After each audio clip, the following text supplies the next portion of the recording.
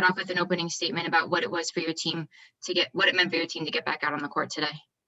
It was everything for us to get back out here and play. We hadn't played in February yet. And so just to be able to have the opportunity to get back out on the floor, to be able to feel that excitement and the competitiveness of getting out and playing and doing what it is that you love to do. We knew it was going to be tough coming off of 20 plus days of not being able to practice. And so we had to shake some of that rust off. We had to get ourselves going again. We missed some shots that we have the ability to make that we've made all year long.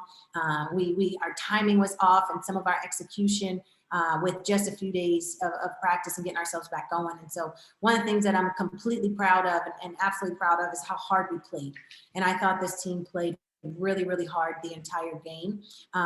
We gave up 15 threes, and it is very to combat 15 threes, especially with us having hit only 4, giving up 15 threes is a tough mountain to climb. And so we played really hard on both ends of the floor. And like I said, we knew the execution would be tough in terms of us having rhythm on both ends of the floor, but really proud of the way they played in terms of how hard they played and how they competed. Questions for Coach? Once again, please use the raise hand function and I'll call on you. First, Daniel, go ahead. As you mentioned, Northeastern hit 15 threes, 64%. What do you guys do, especially heading into Tuesday, another matchup against Northeastern, to kind of mitigate that proficiency of shooting from distance? They've been shooting the ball really, really well. And so that's one of the things we knew going into this game. Their last few games, they have shot the ball extremely well. And so for us, it's our timing and our rotations and our awareness that we just haven't had over the past month. And so getting back to making sure that we shore up our defensive rotations and our awareness on the defensive end, whether we're in man or zone, we got to make sure that the right people are rotating properly to the right spots.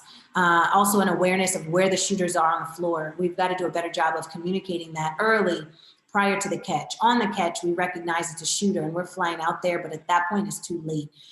So being able to communicate prior to the catch where the shooters are on the floor, that's going to put us in better rotation position to arrive on the catch and not allow an wide open shot. Tim, go ahead. Hey, Coach. Tim Crowley, WRHU. So thinking back to earlier in CAA play, given that playing Northeastern were 2 of your better performances of the season, how confident are you that Tuesday's matchup will look a lot like those first 2, given today's opportunity to get back in the game reps and kind of get that rust off? Yeah, well, we've got 2 teams that are totally different going into Tuesday's game. One being Northeastern, they're playing extremely well. They are a very different team. Going into those first couple games there, they were coming off playing just a few games as well and being off for a bit. And so I think for us, we are a completely different team from that point until now, coming off of the amount of time that we've been off. We've just got to work our way through that. And so I feel great about going into Tuesday's game. I know this team is competitive. I know this team wants to win. They understand what that will do for us going into the tournament. We want to have great rhythm. We want to feel great going into the conference tournament. And I think coming in and playing our best, regardless of what that looks like, but coming and getting ourselves back to playing at the speed we were playing prior to going into our pause, as well as the rhythm we had going into our pause, that'll get us back going on Tuesday. But I'm very, very confident in this team turning the page and preparing and getting ready to go for Tuesday. Eric? Yeah, hi, Coach. My question for you has to do with offensive consistency. There were a lot of runs from the Northeastern Huskies, most notably 6:09. The last 6 minutes and 9 seconds of this game, the Pride could not score, and Northeastern put up an 11-0 run to end the game. How do you get offense more consistently throughout the game?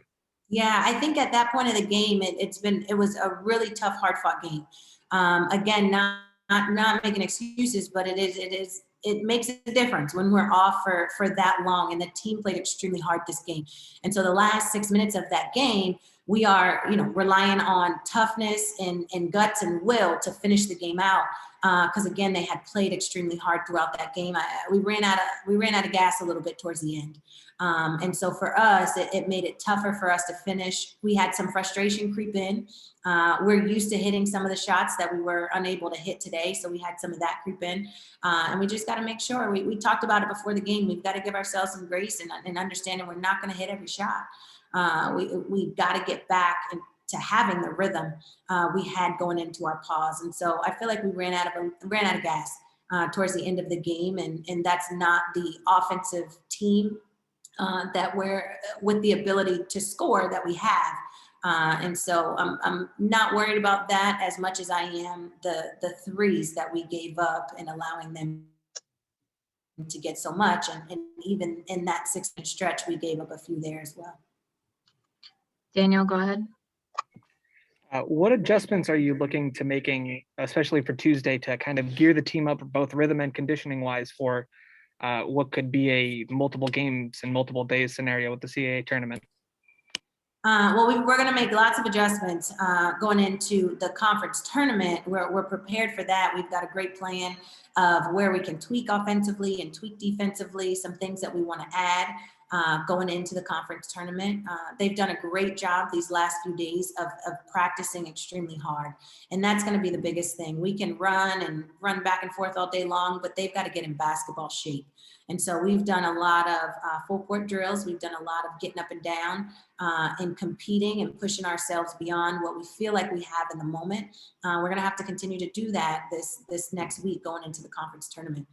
Going into Tuesday, it's a quick turnaround. So tomorrow we're going to make sure we're mentally ready to go. Physically, we got to get ourselves ready as well in our recovery and taking care of our bodies. But we've got to make sure we've got a solid game plan going into Tuesday with some adjustments that we've got to make defensively to make sure we're not giving up so many threes. Thank you for those words, Coach. Does anybody else have any more questions for Coach Santos Atkinson? Okay, thank you everybody so much. Coach, have a safe trip home and we'll see you on Tuesday. Thank you. Thank you, guys.